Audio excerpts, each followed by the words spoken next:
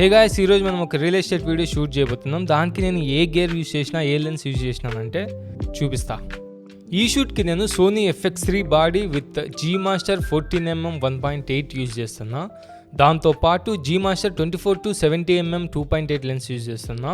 దీంతో white shots, దీంతో కొన్ని క్లోజప్స్, మిడ్ షాట్స్ అవి కవర్ చేస్తా. వీటితో పాటు DJI RS5 గింబుల్ కూడా యూజ్ చేస్తాను. సో అలా గేర్ అంతా ప్యాక్ చేసుకొని ఇంకా షూట్ లొకేషన్కి స్టార్ట్ అయిపోయినా. సో ఫైనల్గా షూట్ లొకేషన్కి రీచ్ అయిపోయిన తర్వాత కెమెరాలో సెట్టింగ్స్ చేసుకొని గింబుల్ని బ్యాలెన్స్ చేసి సో ఇవన్నిటిని సెటప్ చేసుకోవడానికి ఒక 10-20 మినిట్స్ పడుతుంది. సో వీటన్నిటిని సెటప్ చేసుకొని షూటింగ్ స్టార్ట్ చేసిన. సో ఫస్ట్ నేను ఎంట్రన్స్ నుంచి స్టార్ట్ చేసిన.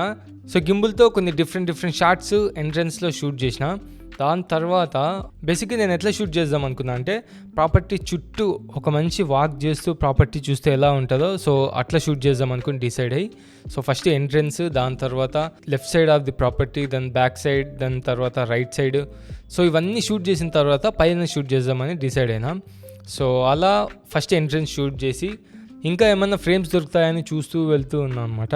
సో అలా వెళ్తూ ఉంటే లెఫ్ట్ సైడ్ ఆఫ్ ది ప్రాపర్టీలో ఒక క్రేజీ ఫ్రేమ్ దొరికింది. సో ఇది చూడండి, అసలు లిఫ్ట్ అనేది స్లోగా పైకి మూవ్ అవుతూ ఉంటుంది. సో నేను 14mm యూజ్ చేస్తున్నా కాబట్టి నాకు చాలా అడ్వాంటేజ్ అయింది. బికాజ్ ఎందుకంటే ఆ హ్యూజ్ వైడ్ యాంగిల్ లెన్స్ అనేది చూడ్డానికి క్రేజీ ఉంటుంది అనమాట. సో షాట్ పర్ఫెక్ట్గా వచ్చిందా లేదా అని ప్రివ్యూ చూసుకొని సో నెక్స్ట్ షాట్ తీయడానికి వెళ్తూ ఉన్నా. ఎండలు అనేది చాలా ఉన్నాయి. సో ఫుల్ త్వరగా డీహైడ్రేట్ అయిపోతాం కాబట్టి ఎక్కడ పాసిబుల్ అయితే అక్కడ కొద్దిగా నీడలో నిలబడతా అట్లా షూట్ చేస్తూ వెళ్తున్నా. సో ఇది కూడా one of the main part of the property. So I think ఇది కూడా వన్ ఆఫ్ ది ఎంట్రన్స్ అనుకుంటా, ఐ డోంట్ నో. బేసిక్ ఏంటంటే ప్రతి చోట నువ్వు డిఫరెంట్ యాంగిల్లో షూట్ చేసుకుంటే నీకు ఈ పోస్ట్ ప్రొడక్షన్లో చాలా స్కోప్ ఉంటుంది. సో సేమ్ లొకేషన్లోనే ఇంకొన్ని లో యాంగిల్ షాట్లు, సో ఇట్లా డిఫరెంట్ యాంగిల్స్లో సో చాలా షార్ట్స్ తీసుకున్నా. బికాజ్ ఎందుకంటే నీకు ఎంత ఫుటేజ్ ఉంటే పోస్ట్ ప్రొడక్షన్లో అంత స్కోప్ ఉంటుంది ఎడిట్ చేసుకోవడానికి. So that's why I always prefer to shoot more footage.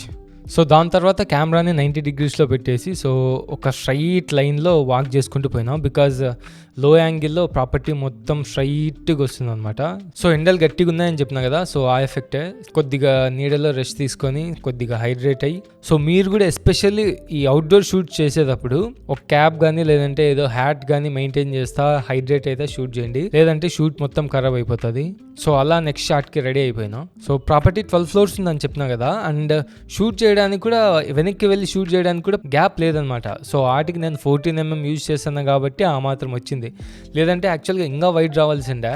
So అలా ఇట్ సైడ్ కార్నర్ కంప్లీట్ చేసుకొని so right side of the కార్నర్లో షూట్ చేసిన. సో యాక్చువల్గా నాకు ఈ షాట్ భలే అనిపించింది. సో నువ్వు 14mm లెన్స్ని కనుక ప్రాపర్గా యూజ్ చేస్తే క్రేజీ షాట్స్ తీయచ్చు దాంతో. అండ్ బై ద వే నేను అపర్చర్ అనేది f5.6 నుంచి f8 అట్లా పెట్టిన. బికాజ్ ఎందుకంటే షూట్ చేసేటప్పుడు ఆ సన్ 90 degreesలో మనం షూట్ చేసేటప్పుడు సన్ అనేది స్టార్ లాగా వస్తుంది అనమాట. సో ఆ స్టార్ ఎఫెక్ట్ రావడానికి నేను సో f అనేది హైయర్ పెట్టుకున్నా. సో అలా డిఫరెంట్ యాంగిల్స్లో అది కంప్లీట్ చేసుకొని ఇంకా ముందరకు వెళ్తా ఉన్నా అనమాట. సో ఈ షాట్ ఏంటంటే సో ఇది ఉంది కదా, ఇసుక సిమెంట్ వేసి దీనికి పైకి పుల్ చేస్తారు కదా. సో అది పైకి అలా వెళ్తూ ఉంటే నేను దాని చుట్టూ స్లోగా ఒక సర్కిల్ వేస్తూ వెనక్కి వెళ్తాను అనమాట.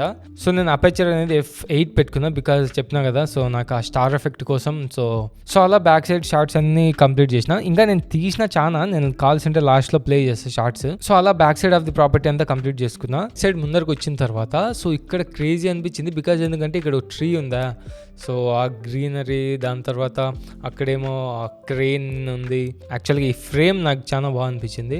అలా ఇక్కడ కూడా షార్ట్స్ కంప్లీట్ చేసుకున్న తర్వాత ఇంకా యాక్చువల్గా వచ్చేటప్పుడు మిడిల్లో ఒక క్రేజీ ఫ్రేమ్ ఉండే. సో ఈ ఫ్రేమ్లో కూడా కొన్ని షార్ట్స్ తీసుకున్నా. ఇక్కడ కంప్లీట్ చేసిన తర్వాత సో నేను చెప్పినా కదా ఫ్రేమ్ నాకు నచ్చిందని, సో ఈ స్పాటే అనమాట. సో ఇక్కడ just push in push out, so 90 degreesలో కెమెరా పెట్టేసి so push in shot, push out shot, so that's it. So అట్లా ప్రాపర్టీ అంతా కంప్లీట్ అయిపోయిన తర్వాత ఇప్పుడు ఇంటీరియర్స్. సో ఇంటీరియర్కి వచ్చేసరికి నేను సింపుల్గా push in push out shots shoot చేసిన. లైక్ ఫ్లాట్ ఎక్స్టీరియర్ నుంచి ఫ్లాట్ ఇంటీరియర్ వరకు, దాని తర్వాత పుష్ ఇన్ షాట్స్, దాని తర్వాత పుష్ అవుట్ షాట్స్. సో ఇట్లా సింపుల్గా అయిపోగొట్టేసిన. సో అలా డే 1 అంతా కెమెరాతో షూట్ చేసిన. అండ్ తర్వాత నేను యాక్చువల్గా 24-70mm లెన్స్ తెచ్చిన కదా, అసలు దాన్ని తీన్ కూడా తీయలే బయటికి. సో యాక్చువల్ దాంతో కూడా షూట్ చేయొచ్చు బట్ ఎందుకు షూట్ చేయలేదంటే ఆ రోజు సో యాక్చువల్గా ఆ లెన్స్తో నేను వర్క్ చేసేటప్పుడు షూట్ చేద్దాం అనుకున్నా. బట్ లంచ్ టైంకి వర్కర్స్ అందరు వెళ్ళిపోయినారు. సో అలా షూట్ చేయలేకపోయినా. సో ఈరోజు Day 2. సో ఈరోజు ఓన్లీ డ్రోన్తోనే. సో ఈరోజు నేను యూజ్ చేస్తాను డ్రోన్ Mavic 4 Pro. సో ఇందులో 28mm, 70mm, 160mm ఇట్లా డిఫరెంట్ లెన్సెస్ ఉంటాయి. క్రేజీ ఉంటుంది. అలా డ్రోన్ అంతా ప్యాక్ చేసుకొని ఇంకా షూట్ లొకేషన్కి స్టార్ట్ అయిపోయి, సో షూట్ లొకేషన్కి రీచ్ అవగానే యాజ్ యూజువల్గా ఫస్ట్ ఎంట్రన్స్ షాట్స్ తీసిన. సో అవి బీటీఎస్ అన్ఫార్చునేట్లీ బీటీఎస్ రికార్డ్ చేయలేకపోయినా. సో దాని తర్వాత back side of the building వచ్చేసి ఇక్కడ కూడా కొన్ని షార్ట్స్ తీసిన. యాక్చువల్గా నాకు ఈ 28mm కంటే కూడా ఈ 24mm ఇట్లుందంటే బాగుంది అనిపించింది డ్రోన్లో. బికాజ్ ఎందుకంటే ఈ 28mm కొద్దిగా క్రాప్ చేసినట్లుంది. సో ఈ ఎయిర్ రేస్లో విడ్ డ్రోన్స్లో ఏంటంటే కొద్దిగా వైడ్ ఉంటుంది frame compare to Mavic 4 Pro.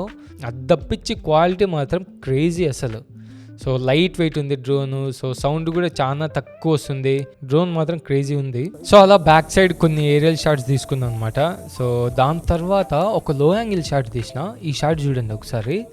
So ఇది మాత్రం నాకు భలే నచ్చింది. బికాజ్ ఎందుకంటే పైనుంచి వాటర్ అనేది స్ప్రింకిల్స్ అవుతూ ఉన్నాయి అనమాట. వాటర్ పెడతా ఉన్నారు.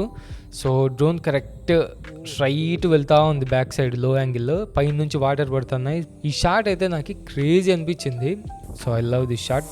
కింద షూట్ చేసేదంతా అయిపోయింది. సో ఇంకా బ్యాటరీస్, ఎండ్ ఫిల్టర్స్ ఇవన్నీ తీసుకొని సో అలా ఇంకా పైకి వెళ్ళేసి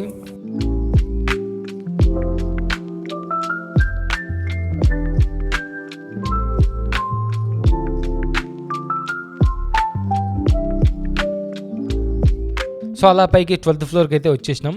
ఏ యాంగిల్లో తీయాలా, ఎట్లా తీయాలనేది ఫస్ట్ అయితే డిస్కషన్ చేసినాం. సో పైన అయితే విండ్ చాలా ఉంది. ఫస్ట్ నేను ఫ్లై చేసిన తర్వాత కొద్దిసేపు దించేసినాం. బికాజ్ ఎందుకంటే విండ్కి అసలు లిటరలీ డ్రోన్ అనేది ఒక సైడ్కి బెండ్ అయిపోతుంది. ఎస్పెషల్లీ ఇంత హైట్స్లో షూట్ చేసేటప్పుడు చాలా జాగ్రత్తగా ఉండాలి. బికాజ్ ఎందుకంటే ఏ టైంలో ఎంత విండ్ ఎట్లుంటుందో అర్థం కాదు. ఇంకోటి ఏంటంటే ఫ్లై చేసేటప్పుడు చుట్టుపక్కల ఈగల్స్ ఏమైనా ఉన్నాయో లేదో ఒకసారి మెయింటైన్ చేయండి. బికాజ్ ఎందుకంటే నాకు అదే ఎఫెక్ట్ అయిపోయింది. నేను ఫ్లై చేస్తాను, నేను చూసుకోలేదు. పైనుంచి ఈగల్స్ భయంకరంగా దాని చుట్టూ తిరుగుతా, డ్రోన్ చుట్టూ తిరుగుతా, లిటరల్లీ ఇంకా దాన్ని పట్టుకొని పోయేది కూడా తక్కువ. సో నేను త్వరగా తీసి దించేసి అట్లా అయిపోయింది. మీరు కనుక డ్రోన్ అనేది ఫ్లై చేసేటప్పుడు జాగ్రత్తగా లేకపోతే డ్రోన్ అనేది ఖచ్చితంగా కింద పడిపోయే అవకాశం ఉంది. డ్రోన్ ఫ్లై చేసేటప్పుడు చాలా కేర్ఫుల్గా ఫ్లై చేయండి. సో అట్లా నేను చుట్టూ చూస్తూ ఉన్నాను అనమాట. సో చుట్టూ చూసి ఎక్కడ అంతా ఓకే అన్నప్పుడు నేను ఫ్లై చేయడం స్టార్ట్ చేసిన. సో ఇక్కడ కూడా అంతే, పైన 2 క్రేన్స్ ఉన్నాయి కదా. సో ఆ 2 క్రేన్స్ పైన బ్రాండింగ్ ఉంది. సో అవి రెండింటిని షూట్ చేస్తారు వాళ్ళ. సో నేను డ్రోన్తో పెద్ద గింబుల్ రొటేషన్ ఇవన్నీ ఏం తీసుకోలేదు. సింపుల్గా పుష్ ఇన్, పుష్ అవుట్, దాని తర్వాత 180 డిగ్రీ సర్కిల్. సో ఇట్లా కొన్ని షార్ట్స్ అయితే తీసుకున్నా. సో యాక్చువల్గా గైస్ నేను చాలా తీసిన ఫుటేజ్ డ్రోన్తో. బట్ ఏంటంటే దాని బీటేజ్ రికార్డ్ చేయలే. నేను వేస్తా, బట్ ఫుటేజ్ వేస్తా, డ్రోన్ ఫుటేజ్ అది చూడండి. దాని తర్వాత వచ్చేసి సో అలా షూట్ అంతా కంప్లీట్ చేసుకొని ఇంకా రిటర్న్ వచ్చేసినాను. సో ఇలాంటి వీడియోలు మీకు నచ్చితే కింద కామెంట్ చేయండి, లైక్ చేయండి. దాని తర్వాత నాకు కొద్దిగా చెప్పండి if you like these kind of videos. So ఇంకా నేను ఎక్కువ చేయడానికి స్కోప్ ఉంటుంది. So that's it for today. So next వీడియోలో మళ్ళీ కలుసుకుందాం. అంతవరకు bye. Signing off RFS camera.